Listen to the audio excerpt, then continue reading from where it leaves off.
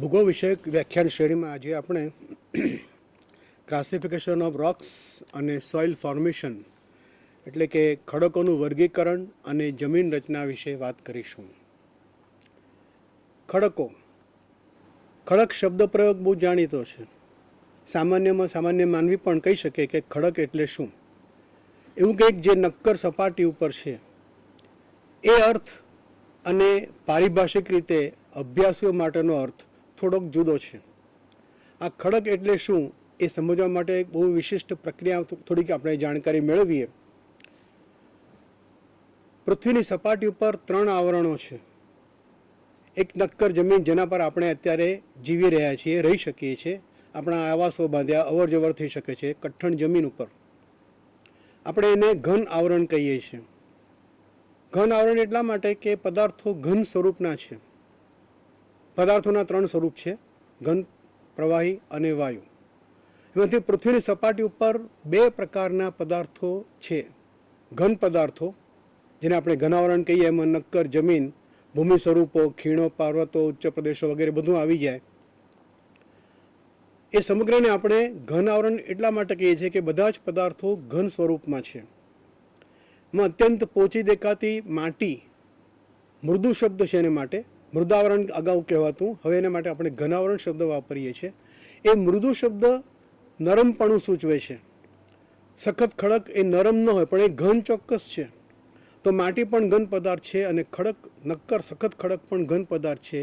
એ બધાનું બનેલું આવરણ એટલે કે ઘન આવરણ. સપાટી ઉપરનું આ પહેલું આવરણ.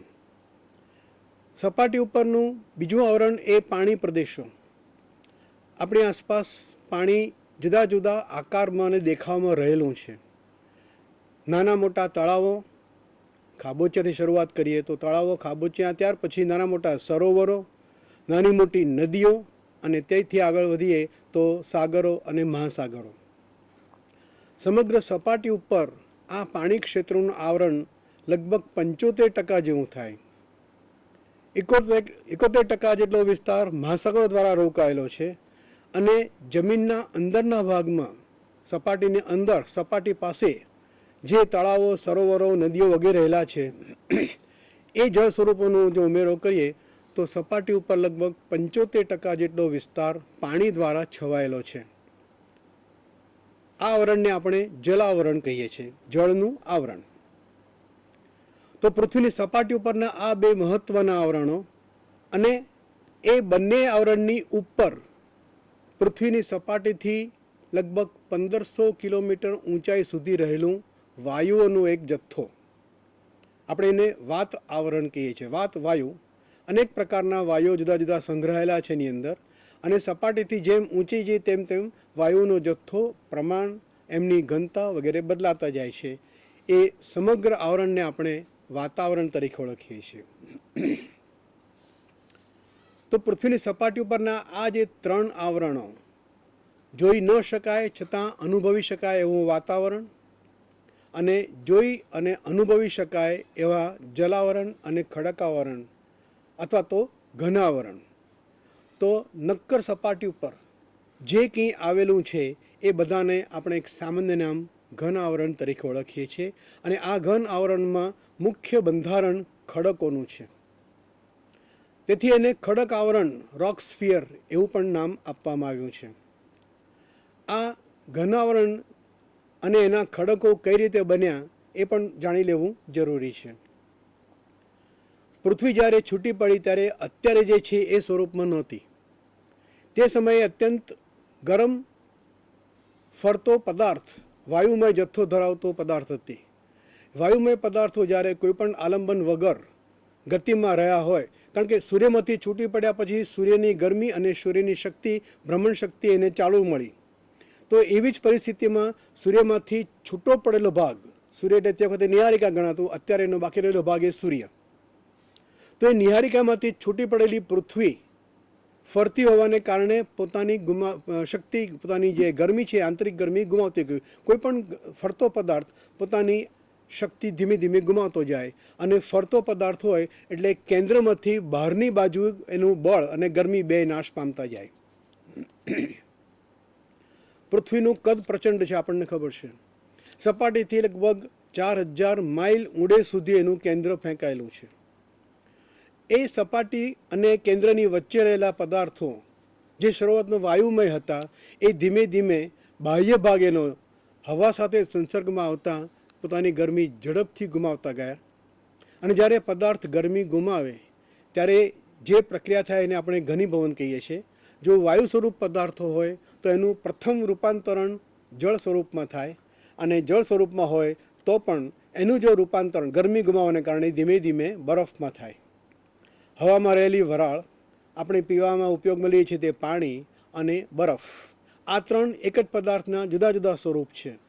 બરફ એક ઘન સ્વરૂપ પદાર્થનું છે, અને ઘનીભવન ક્યારે થયું કે ગરમી ગુમાવાય એટલે પૃથ્વીની સપાટી ઉપરથી વાયુમય પદાર્થો જ્યારે ધીમે ધીમે પોતાની ગરમી ગુમાવવા લાગ્યા, કારણ કે બહારની હવા સાથે સંસર્ગમાં આવ્યા, બહારની હવા ઠંડી હોવાથી ગરમી ખેંચી લેવા માંડી, સપાટી ઉપરનો વાયુ જથ્થો ધીમે ધીમે ઠંડો પડતો ગયો.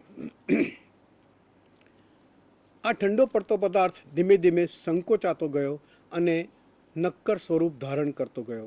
આ ખડકો બનવાની પ્રથમ પ્રક્રિયા. નક્કર બનેલો ભૂમિભાગ એ પ્રથમ આવરણ, સૌ પ્રથમ બનેલા ખડકો. અને એ ખડકો બનવા પાછળ એ પદાર્થોની જે ગરમી હતી એ ગરમી નાશ પામવાની, ગરમી ચૂસાઈ જવાની વાતાવરણમાં ક્રિયા એ વધારે અગત્યની હતી. આ પ્રકારે જે ખડકો બન્યા આપણે એને આગ્નેય ખડકો, ઇગ્નિયસ રોક્સ એવા નામે ઓળખીએ છીએ. આ ખડકો સૌથી પહેલાં બનેલા છે, અને આગ્નેય ખડકો તરીકે ઓળખાતા ખડકો ત્યાર પછીનું એનું બીજું રૂપાંતર પ્રસ્તર ખડકો, અને તે પછી તેનું ત્રીજું રૂપાંતરિત ખડકો. આ ત્રણ પ્રકારના ખડકો અત્યારે આપણી પાસે છે. આ જે આદ્ય ખડકો અથવા આગ્નેય ખડકો એ કેવી રીતે બન્યા એ આપણે જોયું કે પૃથ્વીની ઉપરની સપાટીના વાયુમય પદાર્થોએ પોતાની ગરમી ગુમાવી, એ સંકોચાયા, ઠંડા પડ્યા અને નક્કર બન્યા. આજે પણ પૃથ્વીની નીચેનો અંદરનો ઘણો ઊંડાઈનો ભાગ પુષ્કળ ગરમ છે, અને એની સાબિતી આપણને જ્વાળામુખી પ્રસ્ફોટન દરમિયાન જે લાવારસ બહાર ફેંકાય એ દ્વારા આવે છે. ક્યાંક ક્યાંક ગરમ પાણીના ઝરા ફૂટતા હોય છે. આપણે ત્યાં ગુજરાતમાં 3-4 જગ્યાએ છે એવા, વિશ્વભરમાં પણ અનેક જગ્યાએ ગરમ પાણીના ઝરા અને ફુવારા બહાર ઉડતા હોય છે સમયાનુસાર. એ સૂચવે છે કે પૃથ્વીનું પેટાળ હજી પણ ગરમ છે, પરંતુ બાહ્ય સપાટી ઠંડી પડી ગઈ છે, અંદર હજી ગરમી ચાલુ છે, અને ગરમીમાં કોઈ પણ પદાર્થ ટકી રહી શકે નહીં. સપાટીથી એક અનુમાન એવું છે, અને એક અંદાજ પ્રાયોગિક ધોરણે સાબિત થયેલો અંદાજ એવો છે કે પૃથ્વીની સપાટીથી જેમ જેમ તમે નીચે ઉતરતા જાઓ તેમ તેમ ગરમીનું પ્રમાણ વધતું જાય. હવે 4000 માઇલ એટલે કે લગભગ 6500 કિલોમીટર ઊંડાઈએ કેટલી ગરમી હશે એનો અંદાજ લગાવવો મુશ્કેલ છે, કારણ કે સામાન્ય દરમાં દર 60 ફૂટ ઊંડે ખોદકામ કરીએ તો સપાટી કરતાં નીચેનું તાપમાન 1° ફેરનહીટ જેટલું વધારે હોય. માત્ર 60 જ ફૂટ જવાથી 1° તાપમાન જતું હોય તો 8 કે 10 માઇલ કે 20, 25 કે 100 માઇલ ઊંડે જઈએ તો એ ઊંડાઈએ કેટલી ગરમી હશે એની ગણતરી આપણે ચોક્કસ માંડી શકીએ. અને એ ગણતરી પ્રમાણે જે ગરમી ત્યાં હશે એ ગરમીમાં કોઈ પણ પદાર્થ નક્કર રહી શકે નહીં.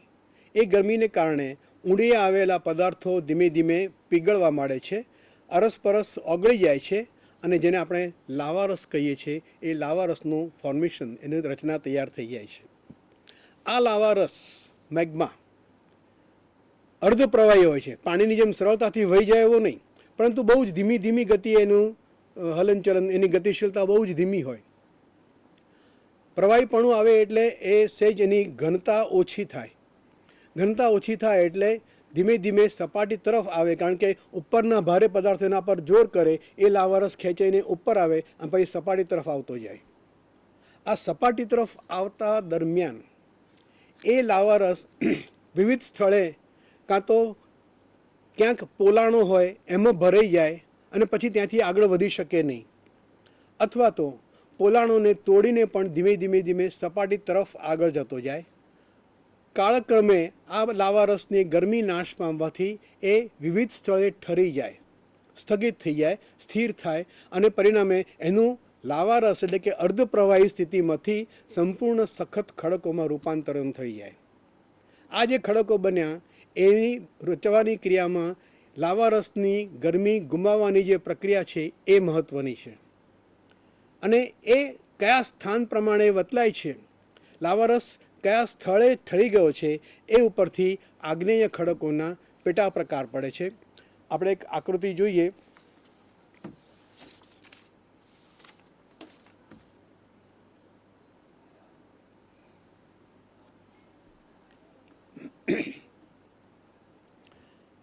આ આકૃતિમાં જે કાળો રંગ દેખાય છે ઘેરો એ લાવારસ છે બધી જગ્યાએ. આ પૃથ્વીની સપાટી છે અને સપાટીની બહાર લાવારસ પ્રસ્ફુટ જ્વાળામુખી ફાટે ત્યારે જે આકૃતિ રચાય એ દેખાડતો આ જ્વાળામુખી પર્વત છે. સપાટીથી ઘણી ઊંડે સુધી બહુ જ ઊંડાઈએ લાવારસ બનવાની ક્રિયા છે, કારણ કે આટલી ઊંડાઈ પછી જ પ્રચંડ ગરમીથી બધા જ ખડક પદાર્થો અહીંયા પીગળી જાય એટલે એકબીજામાં ભળી જાય જે જાતના પદાર્થો હોય તે, અને લાવારસ તૈયાર થાય. હલકો થવાથી, પ્રવાહી થવાથી ધીમે ધીમે સપાટી તરફ ગતિ કરવા માંડે અને જ્યાં જ્યાં ખડકોમાં પોલાણ દેખાય ત્યાં ત્યાં એ પોલાણના આકારમાં સ્થિર થઈ જાય. લાવારસ ક્યાં સ્થિર થાય છે, ક્યાં ઠરી જાય છે, ક્યાં એનું ઘન સ્વરૂપમાં રૂપાંતર થાય છે એ સ્થળ પ્રમાણે આ આગ્નેય ખડકોના 3 પેટા પ્રકાર પડે છે. એક, જે સ્થળે ઊંડાઈએ લાવારસ રચાયો હોય, બન્યો હોય, ઉત્પન્ન થયા જ કરતો હોય ત્યાં ને ત્યાં જ જો લાવારસ ઠરી ગયો હોય તો એનાથી બનેલા ખડકોને આપણે અંતસ્થ અથવા તો પ્લુટોનિક રોક્સ એવા નામે ઓળખીએ છીએ. જે સ્થળે લાવારસ બન્યો સપાટીથી ઘણી ઊંડાઈએ ત્યાં ને ત્યાં જ ઠરી જાય, જોકે આ ઠરવામાં કરોડો વર્ષો થાય, પણ ત્યાં ને ત્યાં ઠરેલા હોય, સપાટીથી ઘણી ઊંડાઈ આવેલા હોય તો એ ખડકોને, એ લાવાના બનેલા ખડકોને આપણે અંતસ્થ ખડકો કહીએ છીએ. ગ્રેનાઇટ એ આ પ્રકારનો ખડક છે. લાવારસ સંજોગવશાત એવા પોલાણમાંથી ઊંચે ધીમે ધીમે કરતો આવે કે સપાટી પાસેના નબળા ખડકોને તોડીને છેવટે બહાર ફેંકાય. આ સપાટીની બહાર હવાનું આવરણ છે. એ હવાનું આવરણ, હવા સાથે લાવારસ જે ગરમ છે, જેનું તાપમાન લગભગ 3000 ડિગ્રી સેલ્સિયસ અથવા એથી વધારે હોઈ શકે, એ વધારે તાપમાનવાળો લાવારસ બહારની હવા સાથે સંસર્ગમાં આવે એટલે ભૂગર્ભમાં રહેલા લાવારસ કરતાં આ લાવારસ ઝડપથી ઠંડો પડે. ઝડપથી એટલે આના કરતાં ઝડપથી. આને સપોઝ કે 2 કે 3 કરોડ વર્ષ થાય તો આને 1 કરોડ વર્ષ કે 80-90 લાખ વર્ષ થાય. એ ઝડપી કહેવાય, કારણ કે પૃથ્વીનો ઇતિહાસ તપાસે તો 5.5 અબજ વર્ષ જૂની પૃથ્વી છે એમ ધારણા છે. એ 5.5 અબજ વર્ષના સંદર્ભમાં 1.5-2 કરોડ 1 કરોડ એ ઓછો સમયગાળો ગણાય. ભૂગર્ભમાં બનેલા અંતસ્થ લાવા ખડકો અથવા આગ્નેય ખડકો જે સમય લે એના કરતાં ઓછા સમયમાં આ ખડકો અહીંયા લાવારસ બનીને ઠરીને તૈયાર થઈ જાય છે. પણ એવું પણ બને કે લાવારસ જ્યાં બન્યો હોય ત્યાંથી ક્રમશઃ ધીમે ધીમે ઉપર આવવાને બદલે અથવા ઉપર સુધી પહોંચે તે પહેલાં ક્યાંક બીજા પોલાણોમાં ભરાઈ જાય તો જુદા જુદા આકારમાં સપાટીની નીચેના ભાગમાં જ એ સ્થિર થઈ જાય, ઠરી જાય, એને ઘન સ્વરૂપમાં રૂપાંતર પામે અને ખડકો જુદા જુદા દેખાવમાં રચાય છે. આ જે ખડકો રચાયા એ જ્યાં લાવારસ ઉત્પન્ન થયો છે ભૂગર્ભ પણ નથી અને એ લાવારસ સપાટીની બહાર ફેંકાઈને સપાટીની ઉપર જે ખડક સ્તર રચે છે એ પણ નથી. આ ખડકો, આ જગ્યાએ જે લાવારસ બહાર ફેંકાયો જ્વાળામુખીય પ્રસ્ફોટનને કારણે, અને એને કારણે લાવારસ બહાર ફેંકાતા બહારની હવા સાથે સંસર્ગમાં આવતા ઠરી ગયો અને ખડકો રચાયા, એને આપણે બાહ્ય અથવા તો જ્વાળામુખીય ખડક એ નામે ઓળખીએ છીએ. આ બાહ્ય અથવા જ્વાળામુખીય ખડકો એ પ્રમાણમાં ઝડપથી ઠરી ગયેલો લાવારસ એનું રૂપાંતરણ છે, સપાટીની બહાર છે. આ સપાટીથી ઘણે ઊંડે જ્યાં લાવારસ રચાયો છે ત્યાં છે અને સપાટી અને ભૂગર્ભ બેની વચ્ચેના ભાગમાં પણ અનેક સ્થળે જુદા જુદા દેખાવમાં અને આકારમાં લાવારસ નાની મોટી ગુફાઓમાં, કેવિટીઝમાં, પોલાણોમાં ભરાઈ જાય, ઠરી જાય અને એમાંથી ખડક રચના તૈયાર થઈ જાય.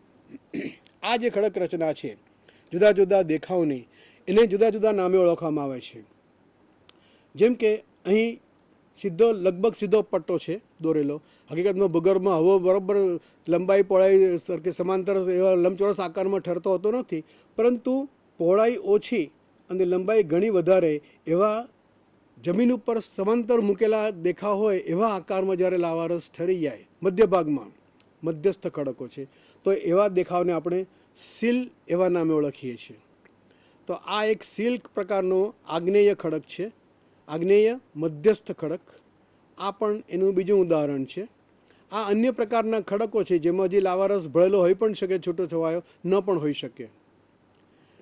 કેટલીક વાર એવું બને કે પોલાણ બિલકુલ જમીનને સમાંતર ન હોય, પરંતુ કોઈ એક ખૂણે રચાયેલું હોય, આવું ત્રાંસું હોય. તો ત્રાંસું હોય અને તે પછી જમીન સાથે લગભગ કાટખૂણે દિશામાં આ સમાંતર રીતે લાવારસ ઠરી ગયો હોય અને સીધી ઊભી દિવાલ રચાઈ હોય, એને ડાઇક એવા નામે ઓળખવામાં આવે છે. આ ડાઇકના ઉદાહરણો છે. આ એક, આ બીજું અને આ ત્રીજું. સપાટીને કાટખૂણે રહેલી લાવારસની બનેલી દિવાલ જેવો દેખાવ એને આપણે ડાઇક કહીએ છીએ. અને સપાટીને સમાંતર હોય એવી જ લગભગ દેખાવવાળી ક્રિયાને, એવી પરિસ્થિતિને આપણે સીલ તરીકે ઓળખીએ છીએ. આગ્નેય ખડકોના આ બે મુખ્ય દેખાવો છે. વચ્ચે જે આ દેખાય છે એ ઊંધા અને ચત્તા બે અથવા કોઈ પણ અનિયમિત આકારના હોય એને લેકોલિથ, ફેકોલિથ, બેથોલિથ એવા જુદા જુદા નામે ઓળખવામાં આવે છે. આ આગ્નેય ખડકોનું વર્ગીકરણ જોઈએ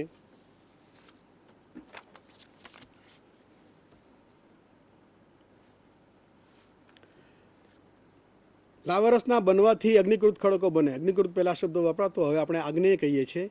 એ આગ્નેય ખડકોના બે મુખ્ય વિભાગ પડે, આંતરિક અને બાહ્ય.